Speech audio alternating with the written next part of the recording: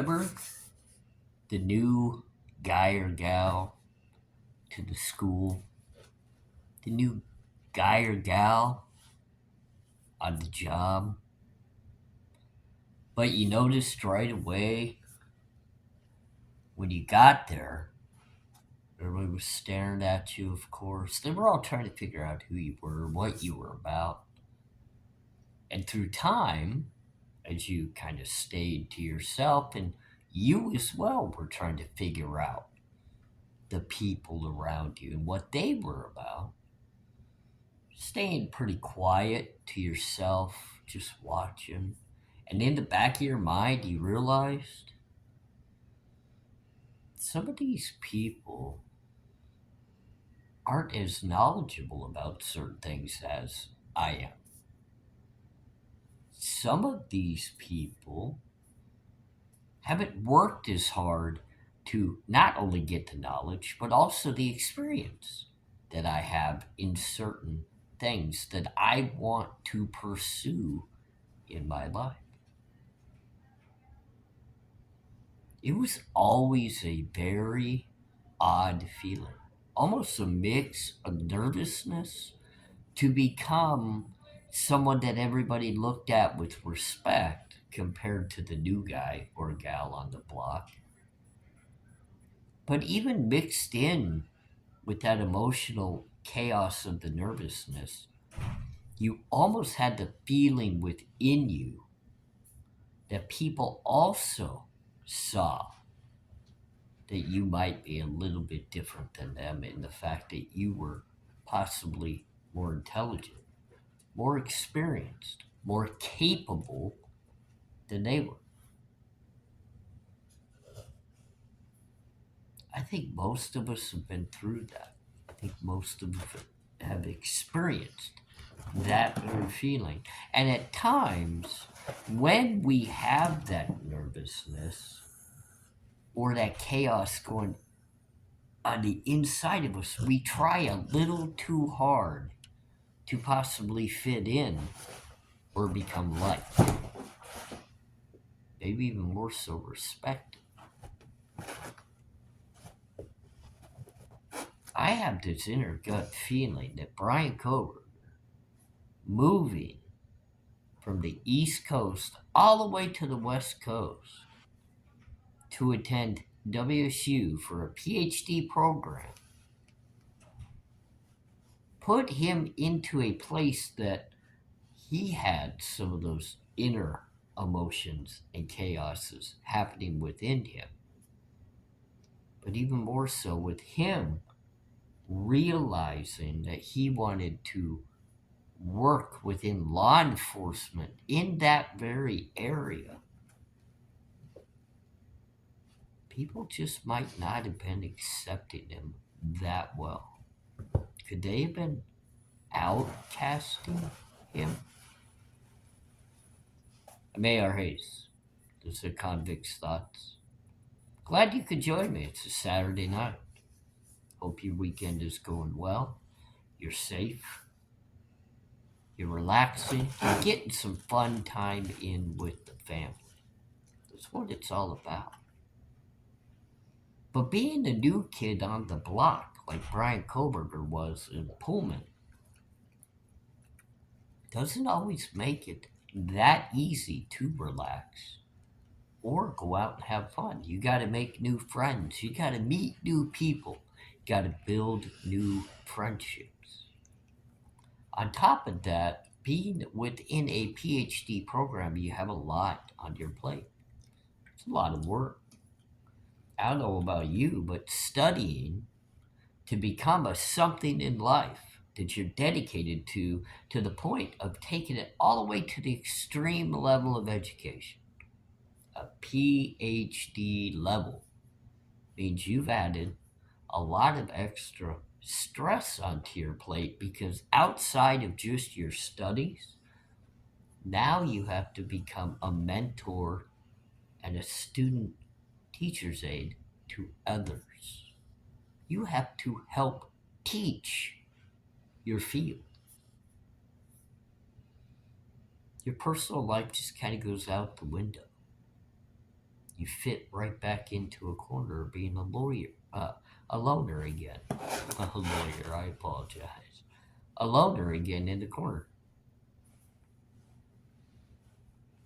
You don't have the time to mingle and make all the friends in the world. You don't have all the extra time to go party. You don't have the time to really even invest into a dating relationship. Every once in a while, you can go out, you can mingle, but it's not going to become a full time thing. Not if you're serious about your future and your career, especially coming through the possible background that Bryan Kohberger did, where his family struggled financially. He saw all of that, he endured that. He most likely wanted better than that situation, possibly even helping his family financially through a great career that he could possibly earn on his own. On top of that, he was turning his own life around from what we understand to be a chaotic, emotional younger years of even thinking that maybe he didn't even possibly fit in or want to walk on the earth itself. Then he fell into an addiction issue. Not just your minor go out the backyard and spark up a little bit of grass and blow some smoke in the air as you enjoy the peaceful of highness. No, he went with a pretty depressive narcotic that could literally devastate your life forever and for always, like it has many others. But he fought through it and he educated himself. He worked hard in his studies. He built enough connections with key people that he was able to travel all the way across the country and get accepted into a very prominent PhD program in criminology. And he was working hard to build within his wanted area of study the knowledge that was going to lead him to be able to not only land a long term career, but a substantial, financially earning long time career. Of course, nobody's going to think you're just that normal, everyday guy when you, at the age of 28 years old, are new to the area around students that could have possibly been there for 1 year, 2 year, 3 year, or even in their fourth year. They've been around each other, many of them being from the very state that they're going to school in.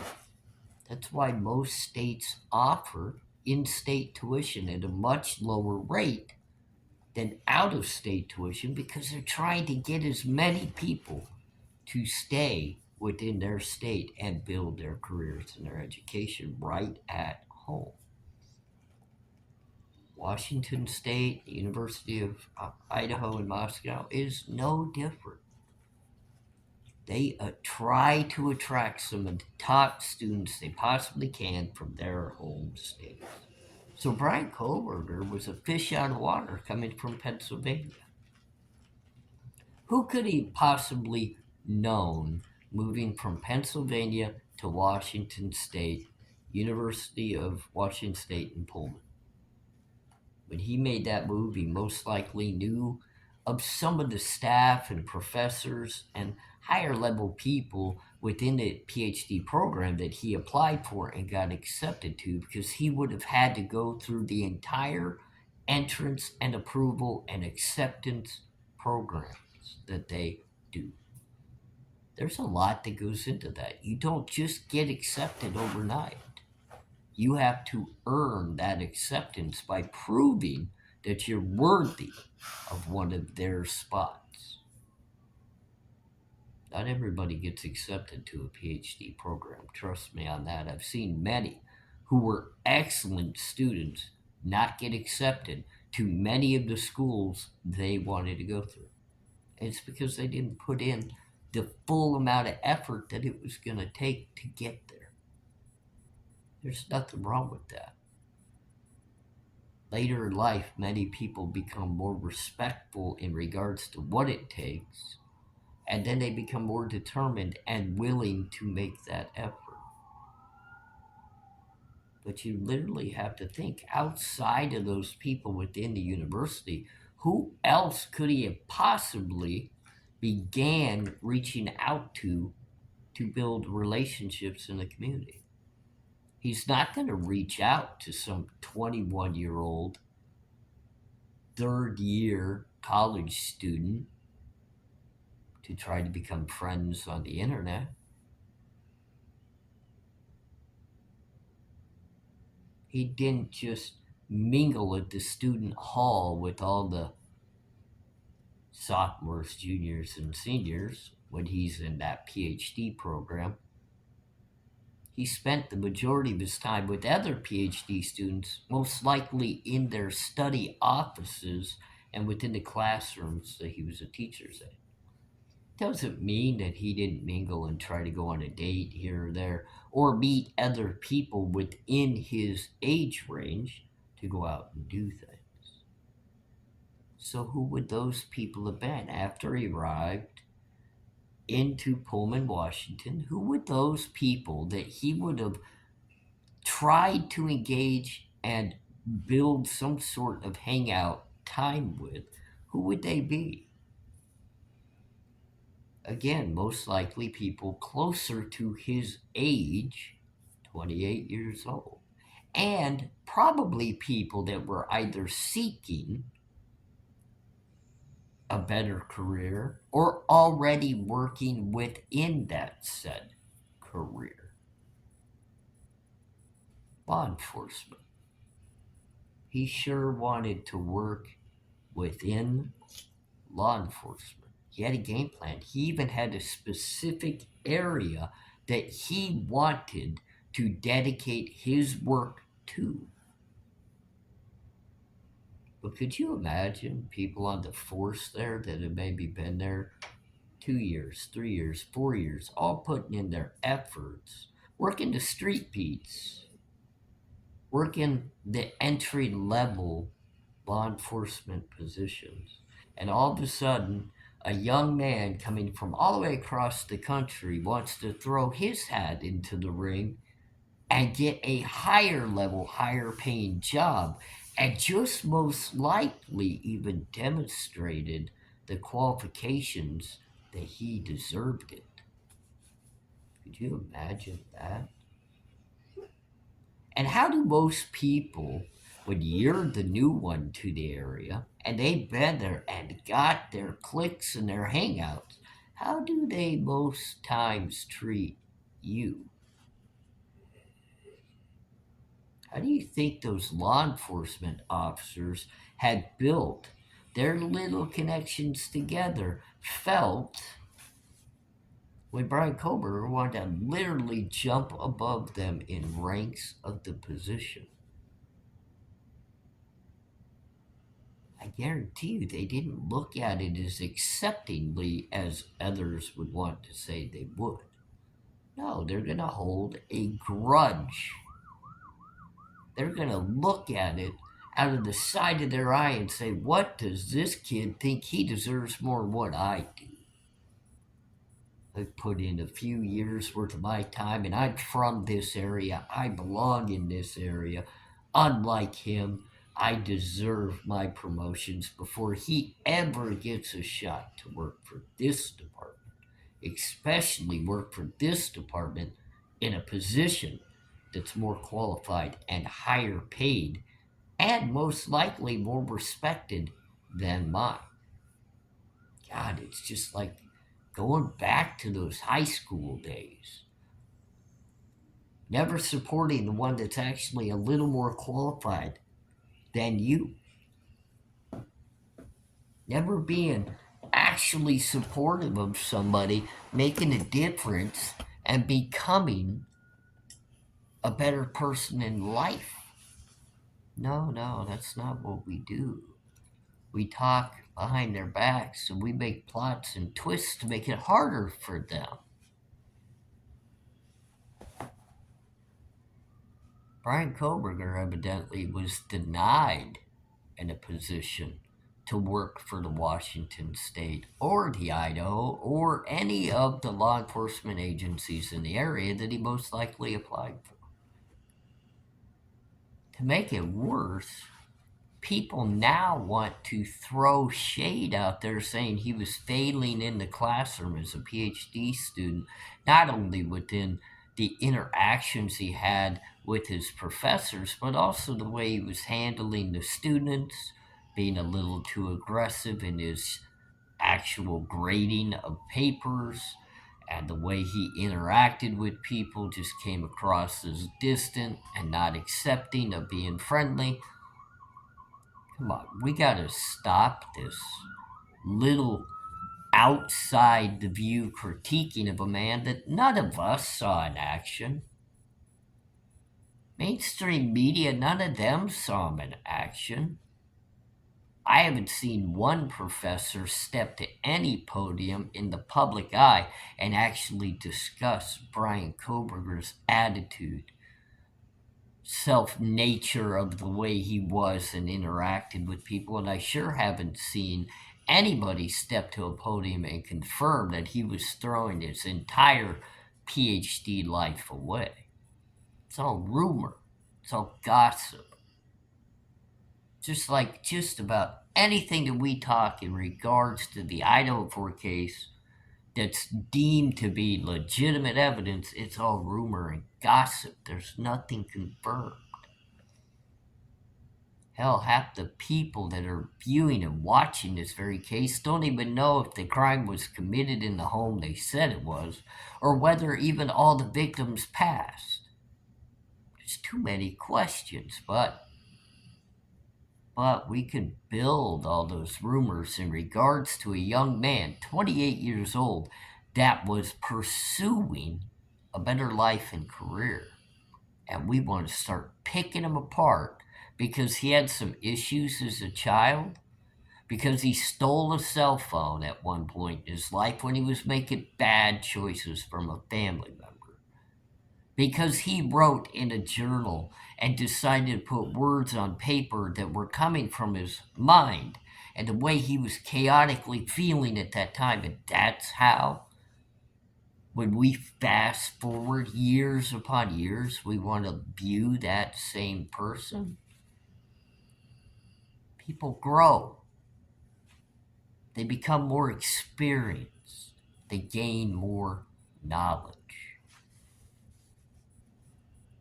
Really, the only experience that I could base mine off of, even though I did move around a lot, I had to go to new schools, I had to meet new people, I had to build new relationships. But the best way I can literally put it in a way that I know how is to discuss my entrance into the prison system at a very young age, thinking I could handle myself and I had the knowledge to work my way through a prison system I had never been to before. So when I walked at that young age in to that run and I looked down, I thought I was capable of handling it all. But little did I know that 95% of the people on that very same run I walked onto had far more experience, far more knowledge, far more capability, and they had all clicked up already and knew everything about each other. I was the odd man out. So everything I got coming my way, everything I thought I knew or I could do, got picked apart by everybody on that run, and I earned myself an early boy. We called it an early boy.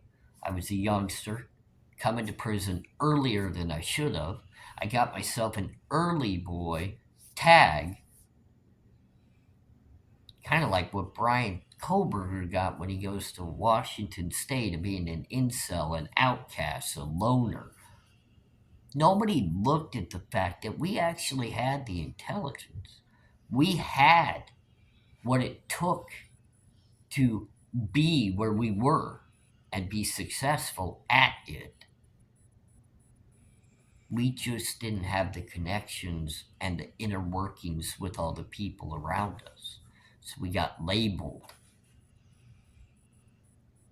So when people ask me, why would law enforcement have specifically pinpointed Bryan Kohberger? Bryan Kohberger was trying to come into their groupie situation at a higher level, almost mocking them and lowering what they would be looked at as.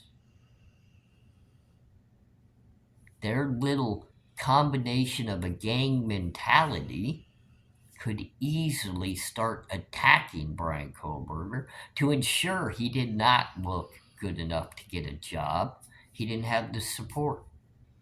It could make it look as though he was self-destructing at the university because they could stress him out and make him feel as though he didn't belong in that type of career.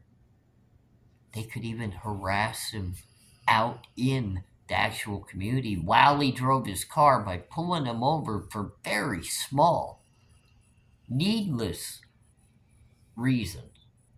Like, you just don't need to get pulled over for being in an intersection during a yellow light making a left turn and then harassed like he was by those officers.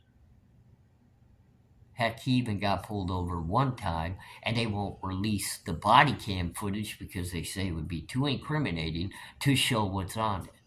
Incriminating for who?